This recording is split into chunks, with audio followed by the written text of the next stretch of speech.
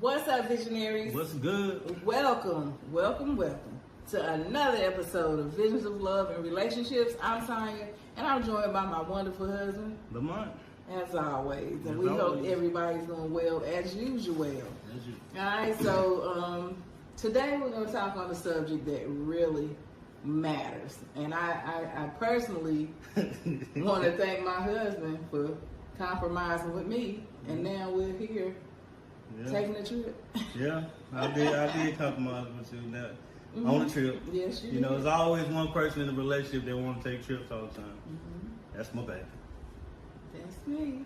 But Okay. and sometimes the man got to compromise. The person that don't want to take trips got to compromise and go on the trip, even though they'd rather be home from us. Yep, and it's very healthy that you did this, though, that you did compromise, because imagine how it could have went. I could have got all angry, you know. Yeah, I could have been throwing stuff, throwing Oh, attention tantrum.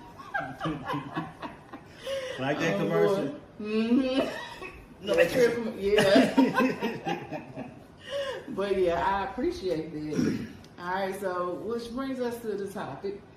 We're going to give you 5 reasons why it's very important to master the art of compromising in a relationship. And also, you know, compromising is the foundation to a strong, growing, healthy relationship. And without it, relationship cannot be strong. Right. Without compromising, no relationship will be able to stand, because that means the individual inside the relationship is being selfish. Yeah. And selfish relationships don't last. Nope. All right, and so the number one reason that we have, The number one reason? it's gonna be the number one reason. Today, It's just gonna be number reason because it's number one. It's the number one reason because it's number one on our list, and that is promoting mutual respect. Yeah. Okay, so compromising in a relationship promotes mutual respect. Yeah. All right, so when you compromise, you acknowledging the person's perspective, their values, and you know different things in the relationship. Their point of view. Of You're not seeing things just your way. Yeah. You're seeing things your partner's way too. Like I said, my baby could have, he compromised. He could have been like, no, we ain't going nowhere. You know, and then I would have felt like you were being selfish, pretty much. So again, the number one reason is compromising with your significant other, your spouse, promotes mutual respect. Yeah, and it builds common ground. Promoting mutual respect builds common ground with both people in a relationship. Because it's like I said, do show both perspectives are valid at any given time. Yep. Number 2 is going to be, it strengthens communication skills. Everything always come back to communication. I always remember that, okay? But compromising involves open and honest communication about needs, desires, and boundaries. Yeah. Oh. Go ahead. No, go ahead. And without mutual respect, you cannot build the next foundation, like you said, which is strengthening communication skills. Yeah. Because communication skills and mutual respect, that leaves the person open to be able to communicate with you, because they feel like you're going to respect their opinion. Yeah. So it kind of like rolls off of mutual respect, because you like can't a stepping even. stone to communication. Yeah, because you Mutual really respect. can't communicate if you don't got that respect. Yeah. Or you're not going to feel like your voice is going to be heard because the respect is not on the other end, receiving end of that. Yeah. Okay. Yeah, that's good. So engaging in productive discussions and negotiation builds communication. Yeah. So yeah, I'm willing to do this if you can do this. You know, like negotiating, healthy negotiating, and discussions, like talk about it. Yeah. Communicate. All right, so that's 2. And all that enhances understanding and reduces miscommunication. Yeah. When you're able to show mutual respect for the person's opinion, that strengthens communications and reduces misunderstandings. Sure enough. And number 3. Number 3, reason why compromising is important in a relationship and why you need to master the art of compromising is that it fosters relationship growth. Okay, so successful compromises lead to growth, as we were saying earlier, and it develops within the relationship. Over time, it only grows over time. Absolutely, and it encourages flexibility, adaptability, and problem solving skills.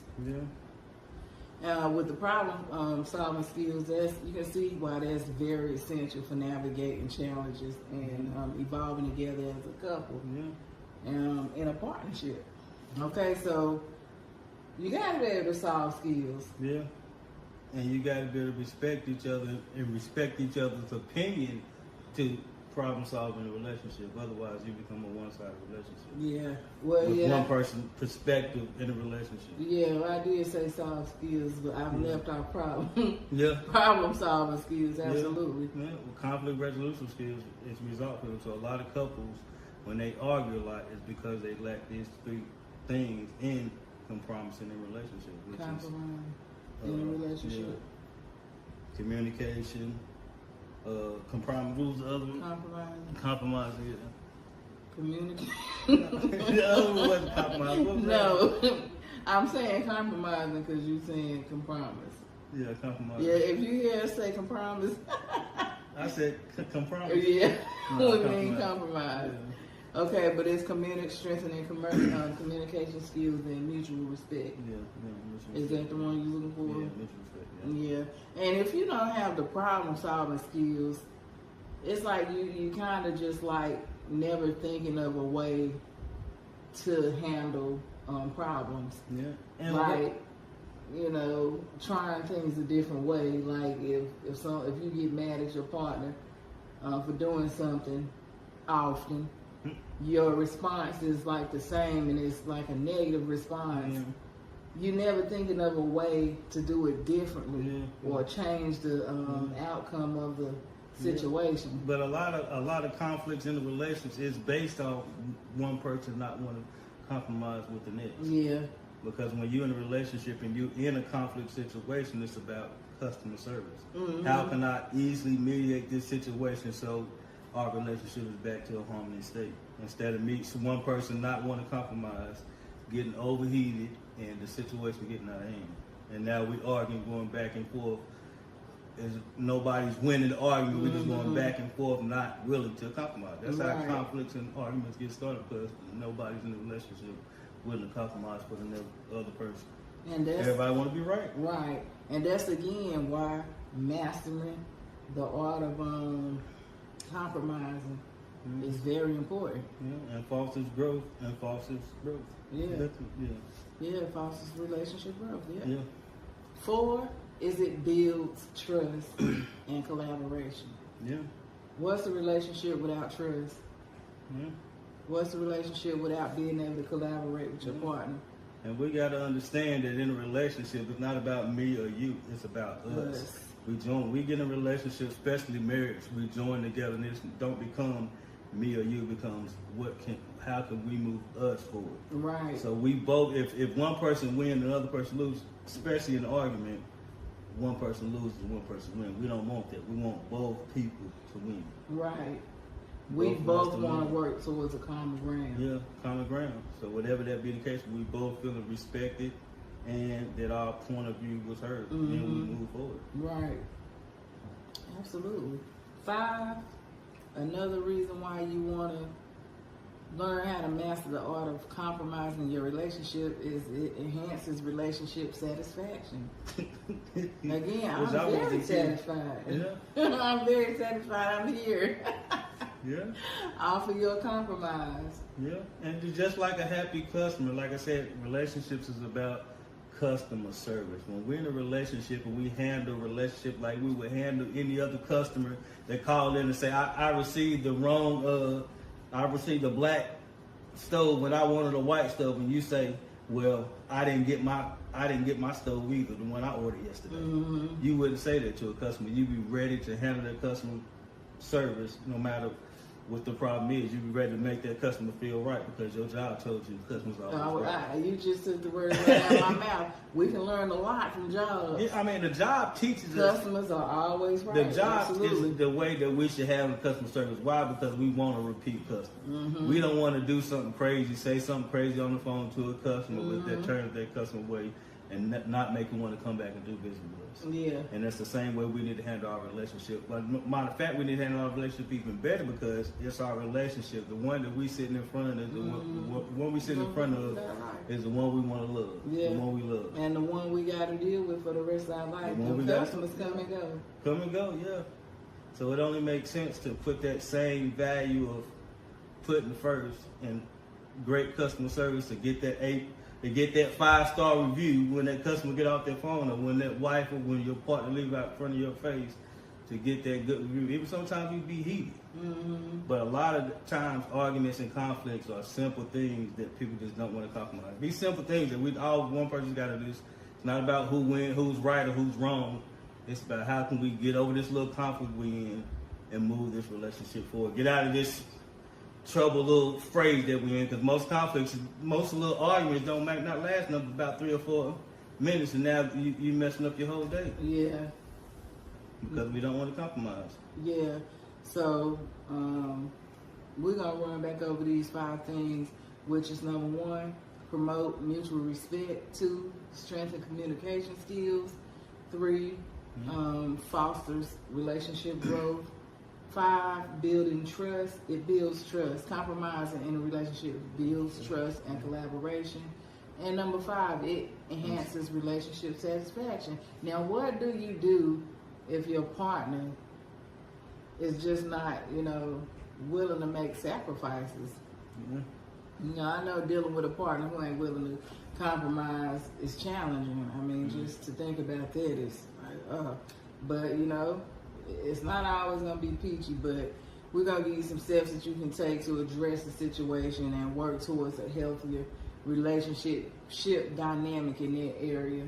Yeah. Okay, so here go some strategies are open communication. Again, communication.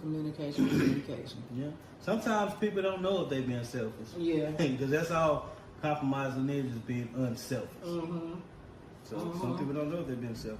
So what you want to do is just initiate a conversation, an honest and open conversation to your partner about the importance of them compromising with you. Like, it's making me feel this way. It's making me, but be clear about, the conversation. Be clear about what you want to compromise on. Just be very clear. Yeah, and make sure you seek listen and make sure you seek, number 2 is seek understanding.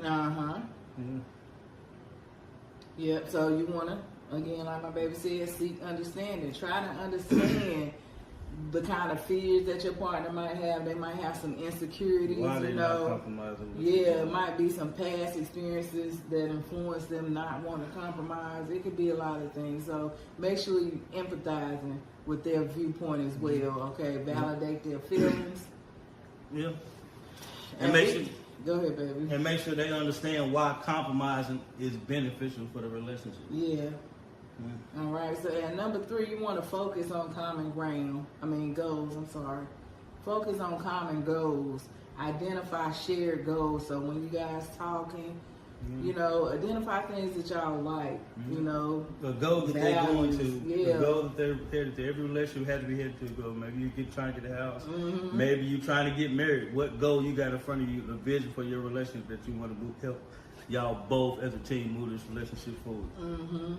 And how y'all moving it forward, satisfy the relationship and strengthen the relationship so much, that you just feel like a happy family. Yep. And number 4 is start small. Yeah. Everything starts small. Yeah. Begin with small, less emotional issues, okay? To practice compromise and build trust. You can also set boundaries. Remember that change takes time, patience, and effort from both parties. All right.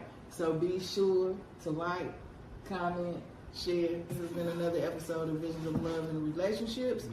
And they have vision. And together they build the life that they love. Go out there and